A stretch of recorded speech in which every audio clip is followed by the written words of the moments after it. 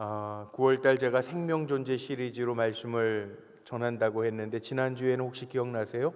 말씀의 제목 사람입니까? 라는 말씀을 전했어요. 오늘은 한번 따라해보죠. 죄인입니까? 예, 오늘은 죄인입니까? 라는 제목으로 말씀을 좀 나누려고 합니다. 지난주에 복습을 한번 해보죠. 지난주에 말씀 전하면서 사람입니까? 이거 참 기분 나쁜 얘기죠. 당신 사람이야? 그 기분 나쁜 말이잖아요. 사람한테 사람이야? 물으면 기분 나쁘잖아요. 사람입니까? 라고 하는 것은 제가 지난주에 마지막에 말씀 맺으면서 그랬어요. 실은 하나님의 사람입니까? 라고 하는 질문인데 제가 사람입니까? 이렇게 던졌어요.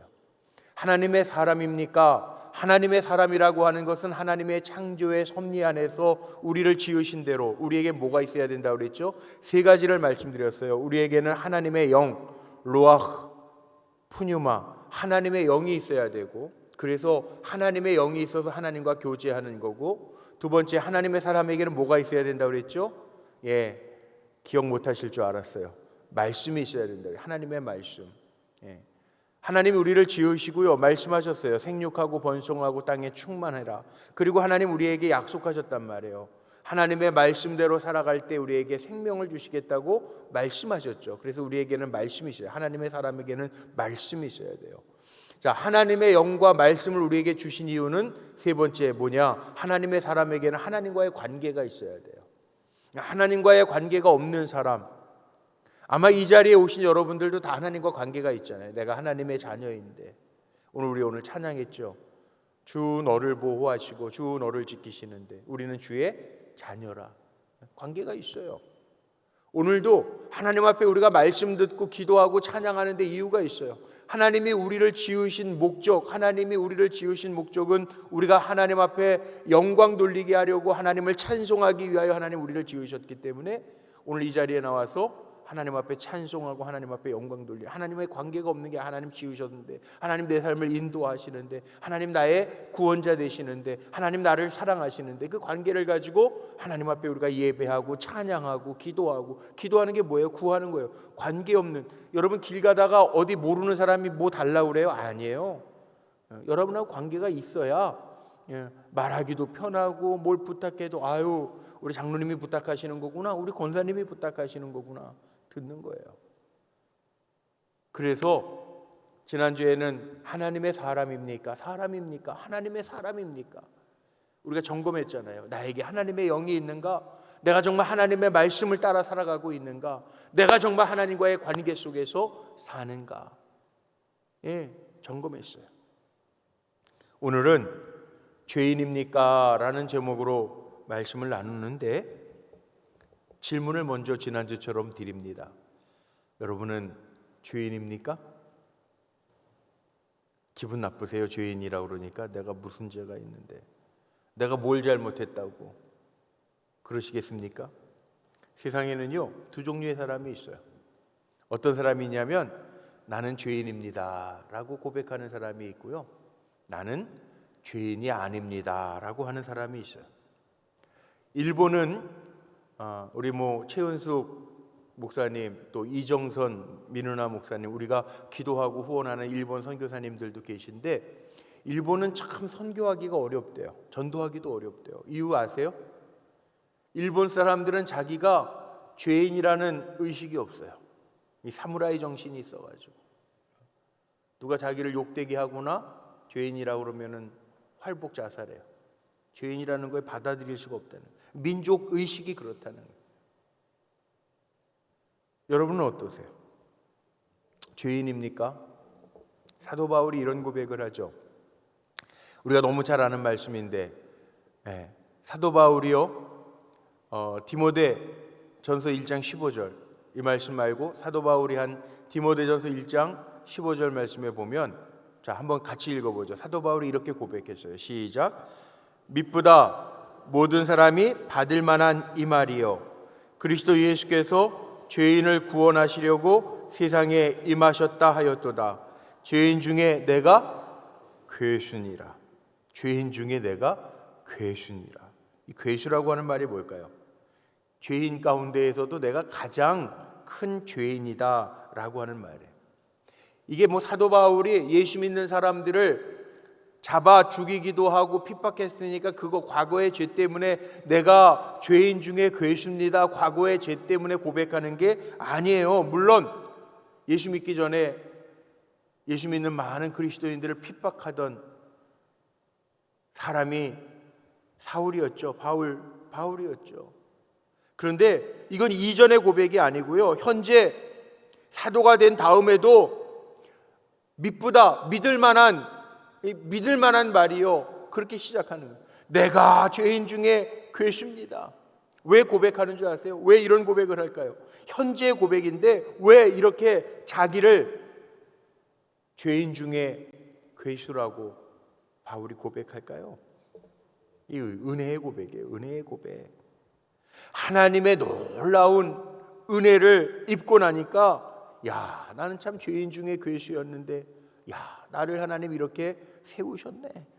나는 죄인인데, 아무것도 쓸모없는 죄인인데 하나님이 나를 이렇게 만드셨네. 그 은혜 고백하는 거예요. 하나님의 은혜와 자기 자신을 비교하니까, 야, 하나님의 은혜가 너무 크네. 나는 도무지 은혜 받을 만한 자격이 없는 죄인인데, 이 고백이에요. 그러니까 하나님의 은혜를 아는 사람이 고백하는 거, 나는 죄인 중에 괴수입니다.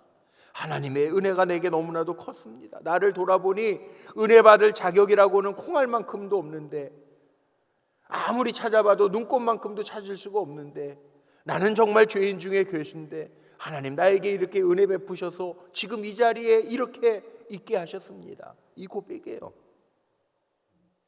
그러니까 우리 기독교인들은요, 늘 은혜로 이 고백을 해야 돼요. 하나님, 나 같은 죄인도.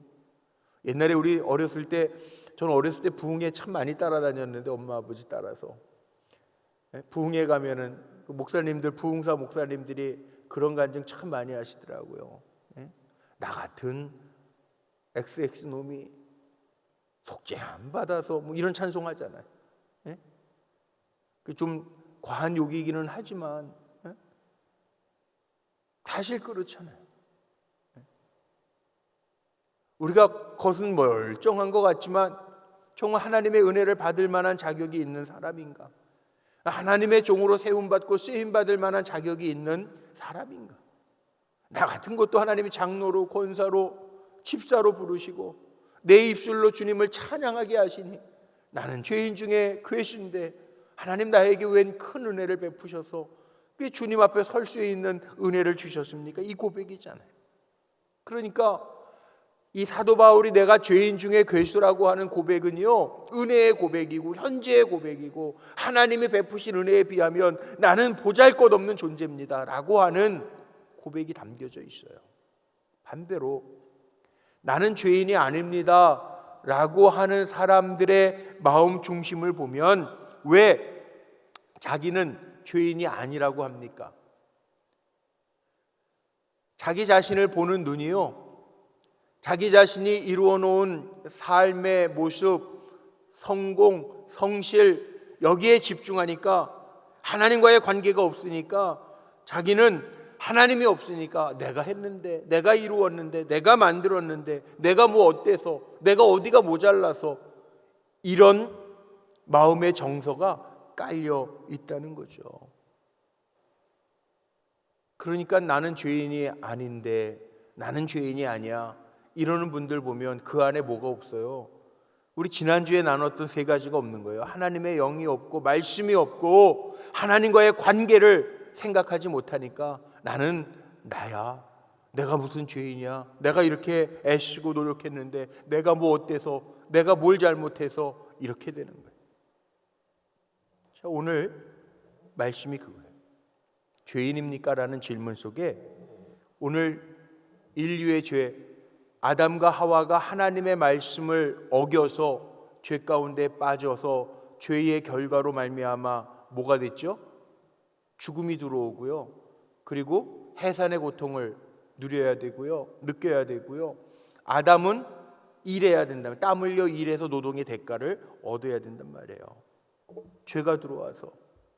그런데 죄가 들어와서 문제는 또 뭐예요? 원죄라고 그러는데, 사람의 마음속에 죄가 다스리니까 어떤 문제가 생깁니까? 오늘 최초의 인류의 창세기 4장의 제목이거든요. 인류 최초의 살인 사건이에요. 그러니까 우리가 죄인인 줄 알고 겸손하게 살면 되는데, 내가 죄인입니다, 죄인인 거 아는 사람은 겸손해야 하잖아요.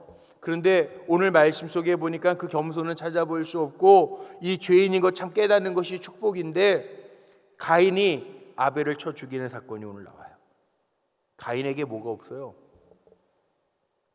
지난주하고 반대로요, 가인에게 없는 걸 한번 찾아보잔 말이에요. 하나님의 사람에게 있어야 될 것 세 가지를 나누었는데, 거꾸로 왜 이 죄의 문제들이 생겼는가를 생각해 보면 가인에게 없는 것이 있어요. 오늘 그거 좀 찾아보세요. 한번 생각해 보세요. 뭐가 없지? 가인에게 뭐가 없지? 가인에게 뭐가 없어요? 한번 찾아볼까요? 가인에게 뭐가 없지? 왜 살인사건이 일어났지? 왜 이 큰 죄가 드러나지? 자, 어느 날 오늘 말씀에는 그렇게 나오죠. 아담과 하와가 동침해서 가인을 낳고, 가인의 동생 아벨을 낳아요. 가족이 형성됐단 말이에요. 그런데 가인과 아벨이 다 하나님 앞에 예배를 드려요. 이때까지는 그래도 죄가 관영한 시대는 아니에요. 창세기 5장 6장 가면 이제 노아의 시대에 죄가 관영해지는데, 그 더 큰 문제를 낳는데, 여기 아담의 가정이요, 하나님 앞에 예배는 드려요. 가인도 아벨도 하나님 앞에 예배 드려요. 그런데 하나님께서 가인의 예배를 받지 않으시는 일이 일어납니다. 왜? 농사짓는 가인은 농사의 소산물로 하나님 앞에 예배를 드리고, 아벨은 양치기였는데 양으로 예배를 하나님 앞에 드리는데, 왜 가인의 예배는 받지 않으셨을까? 뭐 이 문제 가지고도 뭐 여러 가지 말씀들을 듣기도 했을 테고, 뭐 제사법, 그건 레위기 이후에 나오는 건데, 제사법에 뭐 번제, 동물의 피 번제, 생명은 피에 이런 얘기가 아니에요. 제사법은 레위기 시대 이후에 나오는 거잖아요. 이 창세기에 왜 이게 하나님 가인의 제사를 왜 받지 않으셨을까? 왜 가인의 예배를 받지 않고 아벨의 예배를 받았을까? 한참 생각해서 신학생 때는 막 그런 대답들도 하잖아요. 뭐 피해 제사 아니에요. 말씀 보세요. 왜요? 예배 형식이 틀렸을까? 어느 교회는 예배 변화에 따라서 예배 조정을 하는데, 뭐 교회가 그거 가지고 막 싸웠대잖아요. 예배 형식 때문에 가인 예배는 안 받으시고 아벨의 제사는 받으셨을까요? 그것도 아니에요. 답을 어디서 찾아야 되는가? 자, 한번 보세요. 오늘 읽었던 말씀 5절을 한번 봅니다. 자, 5절 말씀 앞에 화면에 있는데, 자, 한번 크게 읽어보죠. 5절 시작. 가인과 그의 재물은 받지 아니하신지라. 가인이 몹시 분하여 안색이 변하니. 4절에 보면 아벨과 아벨의 재물은 하나님이 받으셨다라는 얘기가 나오고, 5절은 시작할 때 가인과 그 재물은 연락하지 아니하신지라. 자, 여기에 답이 있습니다. 뭘까요? 왜 가인의 예배는 안 받으셨을까요? 예? 너무 어려운가요? 이 저녁에 정신이 하루 종일 정신없이 살아서, 피곤하게 살아서 예배 드리러 왔는데 너무 어려운 질문에서 잘 생각이 안 나세요? 자, 성경에 답이 있어요. 아벨과 아벨의 제물은 하나님이 받으셨는데, 5절에 가인과 그 제물은 연락하지 아니하신지라. 뭘까요? 대답하시는 분이 아무도 없네요. 제가 질문할게요. 하나님, 우리가 드리는 제물 받으세요? 안 받으세요? 예? 아니, 그 받으시는지 안 받으시는지도 모르고 열심히 헌금하시는 거예요? 이렇게 착한 우리 성도님들이 어디 계시네. 예? 내가 정성껏 준비하여 드리는 제물 하나님 받으세요? 안 받으세요? 받으시죠. 그래서 우리가 정성껏 준비하는 거예요. 뭐 요즘에는 뭐 드려지면 뭐 재무부에서 다 소합해서 은행에 갔다가 오니까 뭐 이렇게 막 옛날처럼 이렇게 준비는 안 하는데 하나님 앞에 정말 준비할 때 우리 믿음의 선배님들의 헌금 드리는 법은 정말 새 돈으로 바꿔서 준비했다가 성경책 뒤에다가 우리 할머니들 다 그러셨잖아요. 요즘 그 신앙을 우리가 잘 못 따라가기는 하는데 그래도 어쨌든 뭐 온라인으로 틱틱틱틱틱틱 찍어서 드리면 안 받으세요? 그건 아니에요. 그런데 오늘 말씀 속에 이렇게 돼 있어요. 아벨과 그의 드리는 제물은 받으셨으나 가인과 그 제물은 연락하시 아니하신지라. 뭐예요? 하나님이 제물만 받으시는 게 아니라 아벨도 받으시는 거고 가인도 받으시는 거예요. 그러니까 여러분 꼭 기억해야 돼요. 하나님 앞에 예배 드릴 때 하나님은 제물만 받으시는 하나님이 아니에요. 나도 받으시길 원하시는 거예요. 그러니까 하나님 앞에 예배할 때 오늘도 뭐 금요 철야가 됐든 새벽 예배가 됐든 주일 예배가 됐든 뭐 우리가 흔히 구별해서 뭐 주일 대배라고 그러고 뭐 새벽 예배는 소예배입니까? 아니에요. 하나님 앞에 우리가 드려지는 거예요. 예배라고 하는 것 자체가 하나님과의 만남의 사건이고 내가 하나님 앞에 제물로 드려지는 거예요. 가인과 그 제물은 연락지 아니하셨다라고 하는 얘기는 우리의 중심이 어디에 있는지를 하나님이 보신다는 거예요. 오늘도 금요 차례에 나오셨는데 누구는 받으시는 예배가 있고 안 받으시는 예배가 있고 기분 나빠하지 마세요. 피곤한데 여기까지 왔는데 하나님 나 안 받으시면 우리의 중심이 정말 하나님을 향하고 있는가? 하나님 그거 보신다는 거예요. 가인이 몹시 분하여 얼굴이 변했다. 안 받으시는 거 알았다는 거잖아요. 우리가 예배 드릴 때도 알아요. 모르는 게 아닙니다. 내가 정성을 담아서 하나님 앞에 예배 드리는지 말씀에 집중하면서 나에게 주시는 말씀으로 아멘 아멘 하면서 받는지 내가 찬양을 할 때 건성으로 찬양하는지 내가 간절함을 가지고 하나님 앞에 찬양하는지 기도할 때도 알잖아요. 내가 전심을 다해서 하나님 앞에 간구하고 기도하는지 건성건 하나님 주시려면 주시고 마시려면 마시고 하나님 뜻대로 하옵소서. 나 왔다 갑니다 야도 하고 가는 것처럼 아니에요.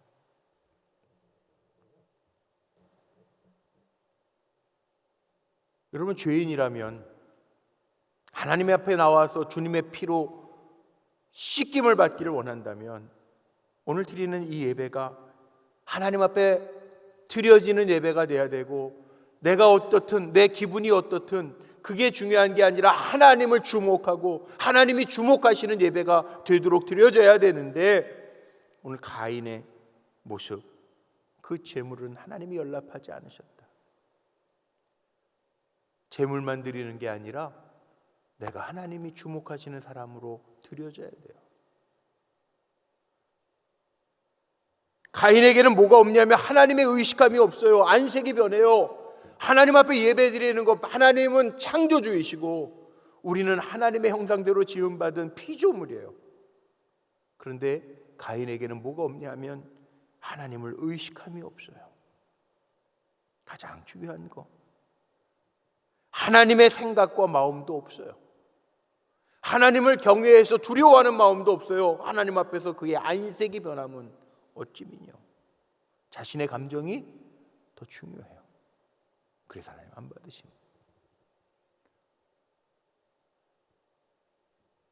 저하고 우리 성도님들은 하나님이 주목하는 사람이 되기를 소원하고 축복합니다. 예배 드릴 때마다 하나님 보시는 사람 됐으면 좋겠어요. 하나님 앞에 우리의 간절, 하나님이 보시는 게 멀쩡한 모습, 비싼 옷 입고 오는 거 그거 아니에요. 하나님은 우리의 상한 심령을 보신대요. 내가 얼마나 간절한 마음으로 하나님 앞에 찾고 구하는지를 보신다는 거예요. 그러니까 예배 드리러 구경꾼으로 오는, 예배 드리러 형식적으로 오는 사람이 아니라 우리의 마음 하나님 주목하실 수 있도록 모아서 드리는, 모아서 내 삶을 드리는, 내 마음을 드리는, 내 정성을 드리는 예배가 되기를 축복합니다. 그런데 가인에게는 이 하나님을 의식하지 않아요. 가인에게 만약 하나님의 창조하신 영이 있었다면 만약 그래 자기를 돌아봐요. 하나님, 내가 예배를 드리기는 제대로 드려야 되는데 집중하지 못해요. 하나님, 내가 주님만을 의지해야 되는데 왜 이런지 모르겠어요. 그리고 애통함이 있어야 되는데, 하나님을 의식했다면 그 애통함이 있어야 되는데 가인에게는 그게 없었다는 거예요. 하나님이 원하시는 예배는 이건데 제가 이런 예배를 못 드려서 하나님 너무 안타까워요. 내 마음에 성령의 역사와 뜨거운 불을 주셔서 주님을 의지하게 해주세요. 이 마음이 있어야 되는데 가인에게는 이게 없어요.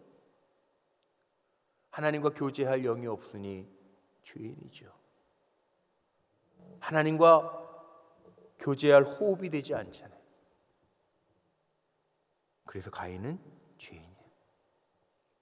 단순히 우리는 세상 사람들처럼 뭘 잘못해서 죄인이다, 그렇게 보면 안 돼요. 더 깊은 것이 있어요. 꼭 기억해야 할 것이 있어요. 내게 하나님의 영이 있어서 늘 하나님을 의식하면서 사는가. 왜 그리스도인들이 세상 사람보다 낫습니까? 우리에게는 하나님의 영이 있어서 내가 그렇게 하면 안 되지. 미워하는 것도 죄인데 꼭 뭐 누구를 살인죄를 저질러야 죄인가? 예수님 그렇게 말씀 안 하시잖아요.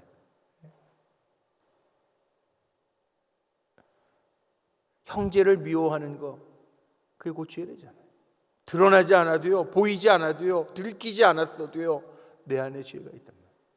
근데 우리 그리스도인들은 어떻게 살아요? 그러면 안 되지. 주님의 마음 주세요. 다 잡아야 되잖아요. 사도행전의 14장에 보면 루스드라에서 사도 바울이 복음을 전하면서 그 안진뱅이를 일으키는 사건 기적을 드러내면서 사도행전 14장 15절에 이런 말씀이 나옵니다. 이르되 여러분이요 어찌하여 이러한 일을 하느냐, 우리도 여러분과 같은 성정을 가진 사람이라. 사도 바울이 병 고치고 막 이러니까 사람들이 신처럼 생각해요. 아니라 우리도 여러분과 같이 성정을 가진 사람이라, 같은 성품의 사람이라. 여러분에게 복음을 전하는 것은 이런 헛된 일을 버리고 천지와 바다와 그 가운데 만물을 지으시고 살아계신 하나님께로 돌아오게 함이라. 바울은 걷지 못하던 자가 걷는 것보다 더 중요한 것이 있는데 그게 뭐냐 하면 바로 복음이 전해지는 거다, 이렇게 얘기해요. 바울은 자기가 높아지는 거 그거 좋아하지 않아요. 하나님을 의식해요. 하나님이 원하시는 것, 그 하나님을 늘 의식하는 거예요. 왜? 바울에게는 뭐가 있기 때문에? 하나님의 영이 있기 때문에. 그런데 가인은 하나님을 의식하지 않아요. 저하고 여러분은 어떻게 살까요? 하나님을 의식하면서 살아야 돼요. 늘 보이지 않아도 하나님은 나를 주목하고 계신다, 그 기억하고 살아야 돼요. 이게 그리스도인이에요. 어디서나 언제든지 누구를 만나든지 하나님을 의식하고 사는 사람, 이게 그리스도인이에요. 왜? 믿음이라는 게 그거 아니에요. 믿음이 없이는 하나님을 기쁘시게 못한다고 그랬는데 그 믿음이 뭐예요? 히브리서 11장에 보면 그렇게 나와 있습니다. 믿음은요, 하나님이 살아계신 것을 믿는 게 믿음이고 하나님을 찾는 자들에게 하나님이 상 주시는 이심을 믿는 게 믿음이거든요. 하나님 보고 계신다, 의식하고 살라는 거예요. 이게 믿음이에요. 가인처럼 하나님을 의식하지 못하고 사는 건 아니라는 거예요. 두 번째, 가인에게는 뭐가 없어요? 말씀을 따라감이 없어요. 하나님의 말씀이 있는데 말씀 따라감이 없어요. 그래서 오늘 말씀 7절에 보니까 이렇게 나와 있습니다. 내가 선을 행하면 어찌 낫을 들지 못하겠느냐. 선을 행하지 아니하면 죄가 문에 엎드려져 있느니라. 죄가 너를 원하나 너는 죄를 다스릴지니라. 선을 행하면 어찌 낫을 들지 못하겠느냐. 하나님의 말씀 뭐예요? 죄가 너를 지배하려고 하는데 너의 죄의 소원은 죄가 다스리는 건데 그 죄에 넘어가지 말고 네가 죄를 다스려라, 그렇게 말씀하셔요. 죄라고 하는 것은 죄의 속성이 있습니다. 우리를 걸어 넘어뜨리게 하고 우리를 죄로 얽어 묶으려고 하는 게 이게 죄의 힘이에요. 죄는 우리를 끌어당기는 힘이 있어요. 그런데 우리는 죄보다 강한 하나님의 말씀이 있어요. 이거에 이끌려야 돼. 그래야 돼요. 그래서 죄가 너를 원하지만 너는 죄를 다스릴지니라. 하나님 말씀이에요. 네가 만약 선을 행한다면 어찌 낫을 얼굴을 들지 못하겠느냐. 죄가 너를 원하지만 너는 죄를 잘 다스려야 돼. 하나님의 말씀으로 이겨야 돼. 이 말씀에 하나님은 가인에게 죄를 이기는 방법을 지금 알려주시는 거잖아요. 따라가지 말고 죄를 다스리는 사람이 되어라. 우리가 하나님의 말씀은 능력이 있다라고 표현을 합니다. 정말입니까? 사도 바울이 그러죠. 히브리서 4장 12절에 뭐 이런 말씀이 있어요. 같이 한번 읽어봐요. 뭐 다 아시는 말씀이지만 같이 한번 읽어봐요. 시작. 하나님의 말씀은 살아있고 활력이 있어 좌우의 날선 어떤 검보다도 예리하여 혼과 영과 및 관절과 골수를 찔러 쪼개기까지 하며 또 마음의 생각과 뜻을 판단하니. 뭐가 열심히 읽으셨는데 뭐가? 하나님의 말씀은 살아있대요. 활력이 있어서 좌우의 날선 어떤 검보다도 예리해서. 그래서 사도 바울은 에베소서에도 보면요, 세상에 공중권세 잡은 영들의 역사들이 있지만 우리는 구원의 투구를 뜨고 의의 흉패를 가지고, 그리고 진리의 허리띠를 두르고 복음의 신을 신고 손에는 뭘 가지라고요? 성령의 검. 성령의 검은 곧 말씀이니라 그랬거든요. 그러니까 죄를 이길 수 있는 공격 무기는 하나밖에 없어요. 말씀의 검이에요. 검, 말씀. 이걸로 이길 수 있는데 뭐가 없어요? 가인은 말씀이 없어요. 지난주에 말씀 봤던 거하고 똑같죠. 사람입니까? 하나님의 사람이라면 영과 말씀과 관계가 되어야 되는데 가인을 보면서, 죄에 빠진 가인을 보면서 우리가 볼 수 있는 게 뭡니까? 말씀이 없어요. 우리 성도님들은 어때요? 말씀이 있는 사람이라고 하는 것은요, 말씀을 듣고서 말씀을 따라가는 사람이 말씀이 있는 사람이고, 말씀이 없는 사람은 말씀을 듣고도 말씀을 따라가지 않는 사람은 말씀이 없는 사람. 가인에게는 말씀의 역사가 아니라 죄의 역사가 일어납니다. 죄인은 말씀이 없는 사람이 아니라 말씀을 따르지 않는 사람입니다. 보세요. 믿음 생활하는 우리에게는요, 말씀이 있어요. 근데 말씀을 따르지 않는 사람은 죄의 나락에 금방금방 떨어져요. 가인은 아벨만 죽인 게 아니에요. 자기 자신이 죽은 거예요. 왜? 말씀을 따르지 않는 죄인으로 죽은 거예요. 그거 봐야 돼요. 하나님은 분명하게 말씀하시는데, 성경을 읽으면서 제가 늘 고백하는, 하나님은 분명하게 말씀하시는데 듣는 우리가 흐리멍텅하게 나 좋은 대로 판단해서 해석해서 들으니까 꼭 문제가 생겨요. 저는 오늘도 우리 금요 차례에 오신 여러분들이 교회를 방문했다가 가는 사람이 아니라 하나님의 말씀을 듣고 말씀대로 사는 사람이 되시기를 주의 이름으로 축복합니다. 이게 중요한 거 아니에요? 교회 방문했다 가는 사람, 우리 교회 왔다 갔던 사람 되게 많아요. 오늘도 제가 뭐 하루 종일 교회에 있었는데 뭐 어린이집에도 왔다 가는 사람들도 있고, 우리 교회 통과해가지고 200명 넘는 젊은이들이 차 세워놓고 가잖아요. 방문하는 사람은 많아요. 그 사람들이 교인입니까? 하나님의 사람입니까? 아니에요. 하나님의 사람은 누가 하나님의 사람이냐?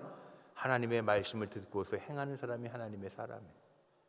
우리 불꽃교회 성도라고 이름 걸어놓은 여러분들은 한 분도 교회, 우리 불꽃교회 방문하는 사람이 아니라 하나님의 말씀대로 사는 살아있는 성도, 믿음의 역사를 보는 성도님들이 되시기를 주의 이름으로 축복합니다.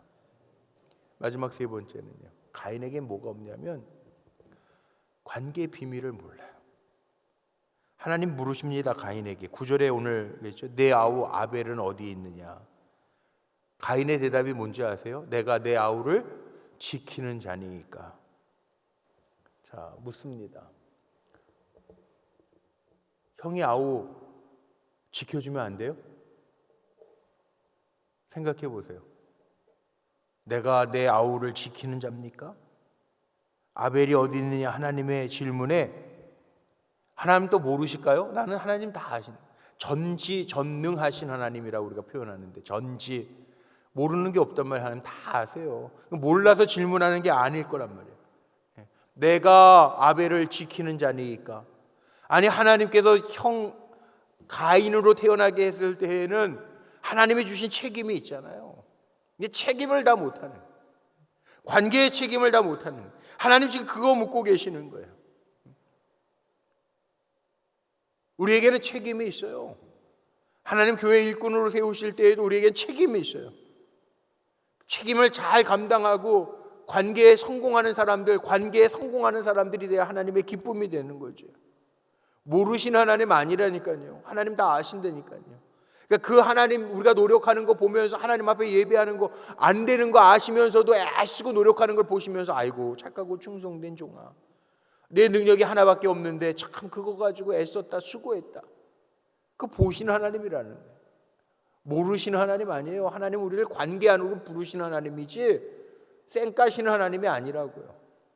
요한복음 4장에 보면 사마리아 수가성 여인이 나오죠. 예수님이 묻습니다. 내 남편이 어디에 있느냐 얘기하잖아요.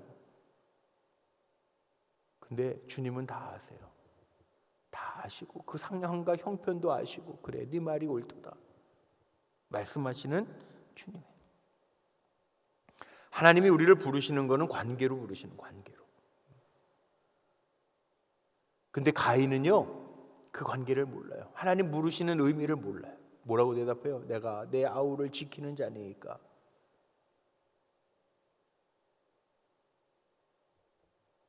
우리가 왜 죄인입니까? 가인을 보면서 깨달아야 될 게 있어요. 우리가 왜 죄인일까요?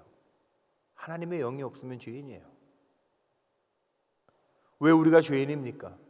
말씀이 있는데도 말씀을 따르지 않으면 우리는 죄인이에요. 우리가 왜 죄인입니까? 하나님은 지금 우리를 하나님 앞에 관계로 부르시는데, 하나님의 사랑하시는 자녀로 부르시는데, 하나님이 맡겨놓은 종으로 책임을 물으시면서 부르시는데 외면하는 것, 그게 죄인이에요.